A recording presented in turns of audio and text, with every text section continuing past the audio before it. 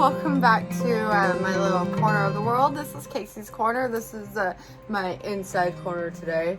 And if you watch my What Makes a Hedgewitch video, you know I'm here because it's summer and I couldn't film outside this evening because there was a horny cicada in the tree right above me. Go check out my new Facebook page. You can search me over on Facebook, Casey's Corner, or Welcome to Casey's Corner. And you'll find me there and you can see the video of that sound test where, yeah, I decided it was a problem. He was really loud.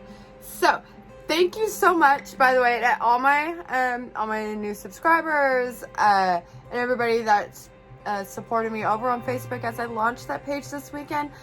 I way exceeded my goals. Thank you so much. So high fives everybody, yay, and high fives to everybody.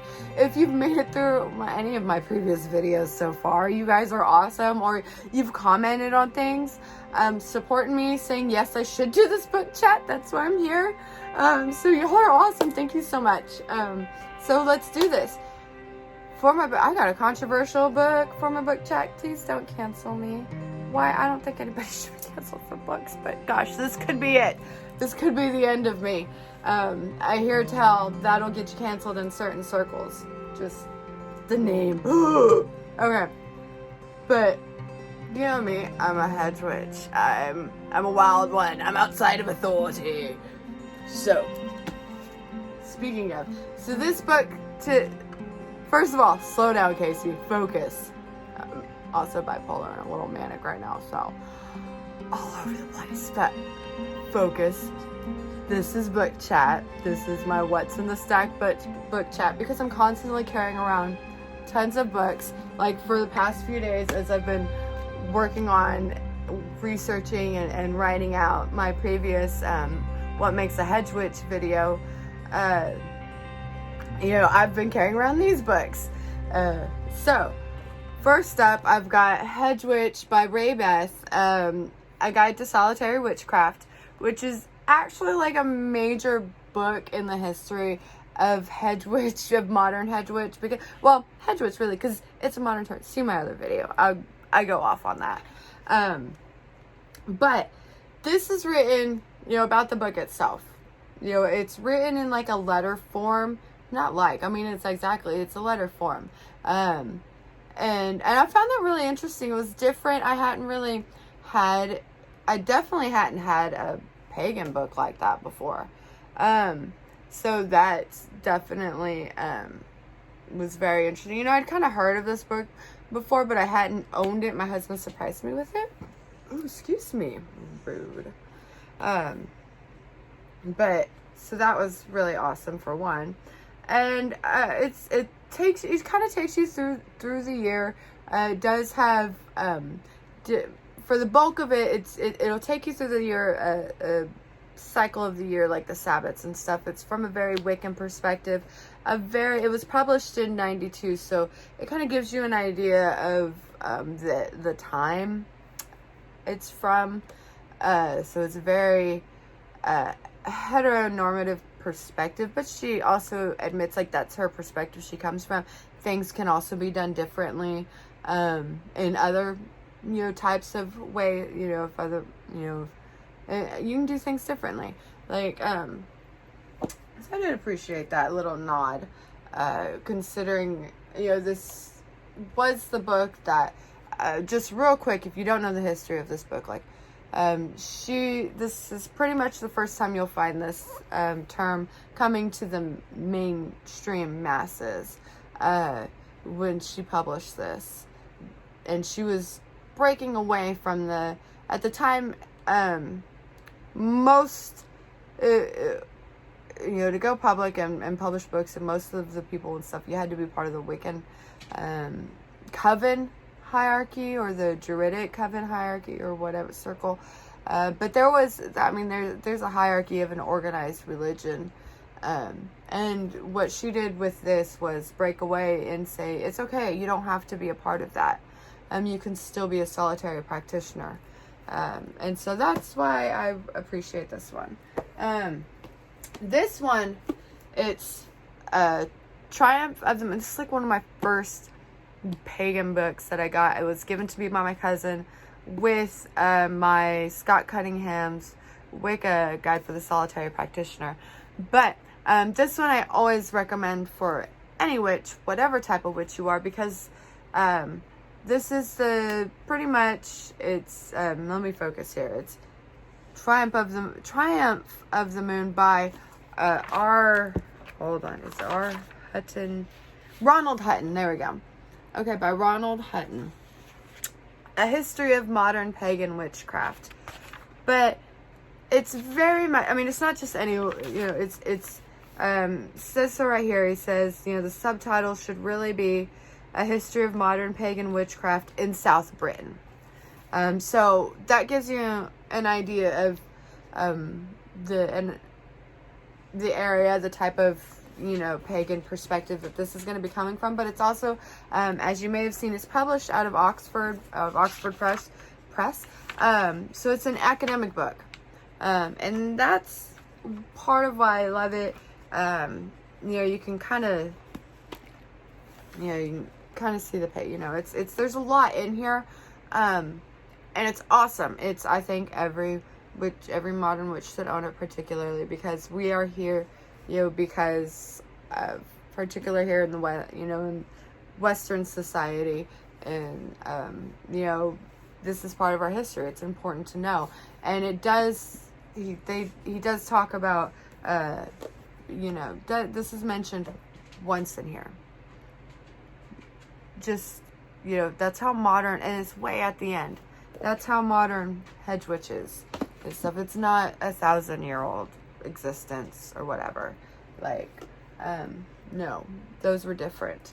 Anyway, so my most controversial book in my stack, and it's just because this is Hedgewitch Spells, Crafts, and Rituals for Natural Magic by Silver Raven Wolf. Dun dun dun. Oh, okay. I thought I was gonna get struck by lightning or something like that. I'm good. All right. I'm being dramatic. Because I have seen, and I'm seen down some circles and stuff, that there is controversy about her, because I get it. She's a lot of appropriation.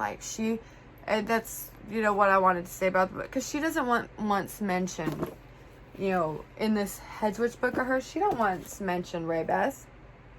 She doesn't once mention the Hagen preachers, the hedge preachers that, that word came from, or nothing. The history of none of that. And that's kind of par for the course for this lady. She's alright for introductory kind of open, she was an important part of, pagan history. Her books did bring a lot of people in. I had them. They were a teen witch. I was a witch in the 90s, and that book was written in a really, she does write in a really, I guess, friendly way, open way. I don't know. She does have a way of writing that gets to people. But it also, as I've grown up, as I'm not a kid anymore, it's also makes me roll my eyes a lot. And one thing she says is, and always smile. Oh, remember to always smile, and it always works, or something like that.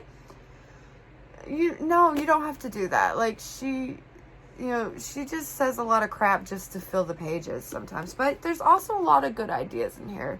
I learned about adding magic to my sewing and stuff from this book. So there are, there's a reason to have books. There's a reason to reference books and learn about them. There's also a reason to know where things are coming from, the history of the books and the authors and things like that.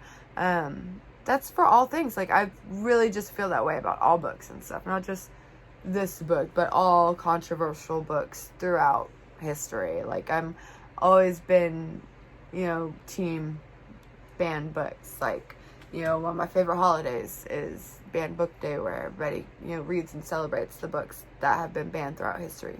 Because, I don't know, that's why I'm a hedge witch, I guess. Because, forget your authority. So yeah, that's what's in my stack. And that's why they're there. And that's what they're, so, again, I would recommend, I recommend all books to have, like, I want to own a whole library of books. All the books for all time and always. But out of these, definitely, like, top on your list for no matter what kind of witch you are. Top on your list if you're a hedge witch, because of the historical purposes. It's important. For both of them, it's always good for historical purpose. So, that's it for today's book check. I'm gonna finish up. It's late. I had to wait until real late in the evening for my kids to be quiet and everybody finish up for the evening, And that darn kid outside my window.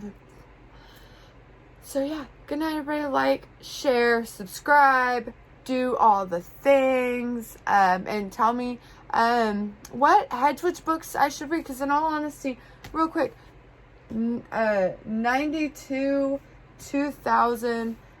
I can't remember when this one was published. But I'm thinking it was the early somewhere in another 10 years after that. So, it's time to update my Hedgewitch books, but I haven't really found any. Yeah, 2010 was the second printing of this. So it's like, it's 2020, guys. Past 2020 is 2021. But it's about time for me to update and find a new Hedgewitch book to add to my collection. That I'll be proud to have. So if you know of one, send it to me. Let me know, guys. I really appreciate it. The lead, because I haven't found one yet since I've been looking back out in the world. I don't know. Mostly I look at like half price books and things like that. So, tell me where else I should be looking. And I've just discovered thrift books. Tell me what title I should look for on there. Thanks. Yay, book chat! Thanks so much for joining me and sticking around for this additional little 2-minute bonus extra chat. Yeah, like, share, subscribe, do all the things. Check me out over on, I said, the Facebook. Oh, and my other one, I'm also on Instagram, KillaKC327. It's KILLAKC, just the letters K and C, and then the numbers 327. That's me on Instagram. Yeah, that's it. Thanks, guys. Bye.